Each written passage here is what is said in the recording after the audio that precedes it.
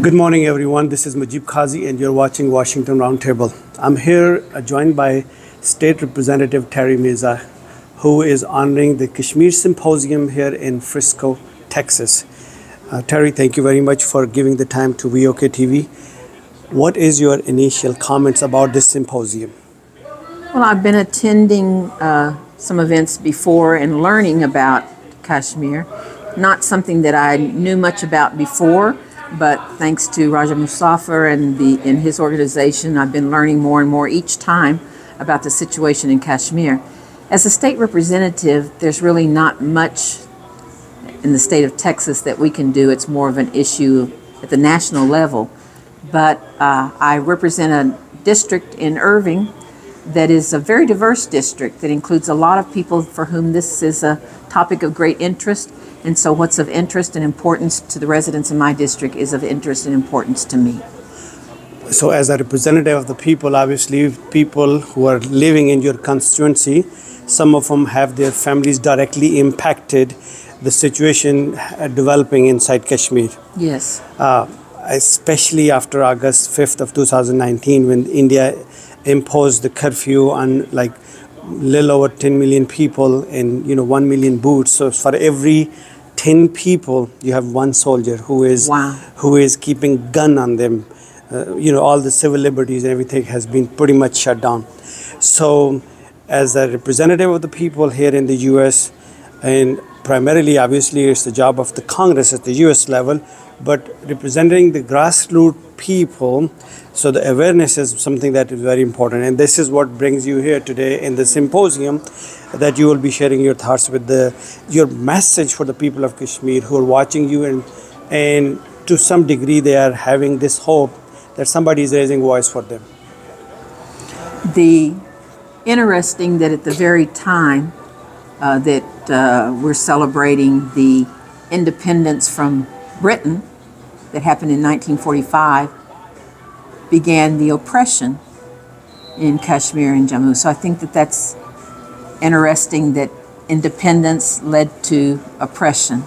And so even though I'm only a state representative and not a congressperson, I'm opposed to oppression anywhere. And I was able to invite and include with me at one of the last events we had, my colleague, fellow state representative, Jasmine Crockett. And so she became aware of Kashmir and the situation there. And she is now leaving us in the House of Representatives at the state to join the House of Representatives in Congress in Washington, D.C. So it's good. You never know. Those of us who start out as state reps, like Jasmine, may become Congress people. And so it's good to have people at all levels be aware of the oppression. And I know that Jasmine Crockett joins with me in the feeling that that we always fall on the side of favoring the oppressed. Well, I think that's a very powerful statement, and I thank you and applaud you for having the courage to stand up against oppression. And I think that is the theme of today's symposium, that we are trying to find the common grounds that can lead us towards the independence of the Kashmir. But this is just the beginning of the conference, and I will be back with you at the end of the conference as well. Well, thank you very much for giving us the time.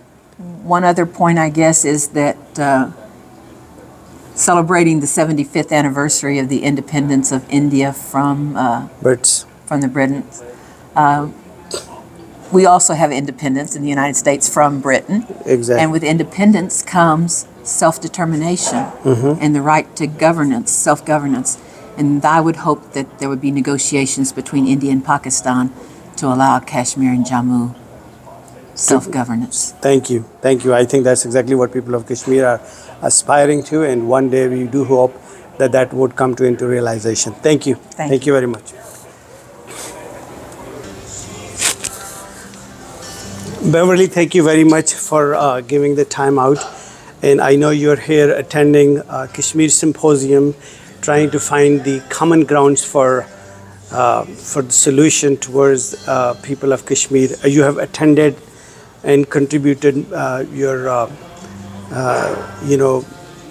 attending these different symposium, seminars, and conferences on Kashmir. Today's topic is finding the common grounds to meet the aspiration of people of Kashmir. What is your initial thought on that? My initial thought is that there is no other option. As bitter as the feud is and the hatred is, it's unsustainable. The suffering of the Kashmiri people should be primary in these discussions. We tend to view this as a dispute between India and Pakistan, and the goal is simply to establish peace and then walk away. But there will be no peace until the Kashmiri people are allowed to determine their own future through a plebiscite as called for in 1947 and 1948 by the United Nations at the time of partition and afterward. The conflict has sapped both economies in India and Pakistan. The common people are suffering. There's massive unemployment. Meanwhile, billions of dollars are being spent on these military campaigns. This is a gross misallocation of resources.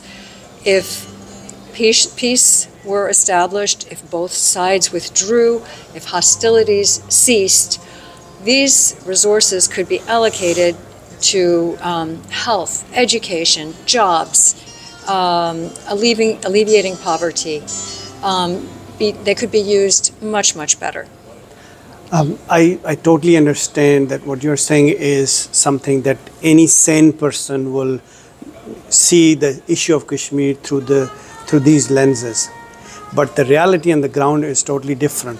All these billions of dollars that otherwise should have been allocated towards the betterment of people of Kashmir are being utilized to favor those who are in power. And yes. In current situation, if you look at the military might that is being built on Indian side as well as on the Pakistani side, so what all they are doing at this time is to spend and make investment where the oppression is rising, the oppression to oppress people who are aspiring to find pathways towards their independence.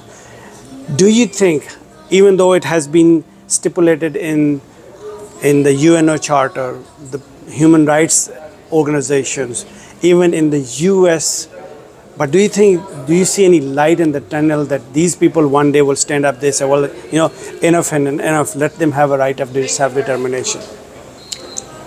I admit it is a huge, huge challenge. But I think with South Asia being ground zero for climate change, there are other problems that are going to supersede this concern and perhaps force the two sides to come to some sort of a peace, hopefully withdraw. I think this will require a lot of pressure from the international community. I don't think India and Pakistan will ever do this by themselves. So I think you have hit the nail. Somebody from outside, in this case we have to be blunt, unless until US intervene, we don't see any hope for people of Kashmir that they will be leading towards their independence. Would you agree with that? The US and Europe and the developed Eastern countries like Japan, for example, yes, we need a lot of coordination and pressure from those countries. Diplomatic initiatives, probably backed with economic sanctions, which unfortunately hurt the people at the bottom the most. It's always an unattractive option, but it may be necessary. Pakistan is very dependent on US aid, and India is very dependent on US markets. And unfortunately, we may need to apply that type of pressure in order to bring these countries to the negotiating table. Well, thank you very much for being on the show. And I think what we learn through the conversation with Beverly is that somebody has to take the charge. And in this case, Kashmiris have to take the lead on this to reroute the resources that are available, that are being used against them, versus that they need to be utilized in the favor of people of Kashmir who are being oppressed at this time. Thank you, Beverly, for being on the show. Thank you, Thank Mujeeb. you very much.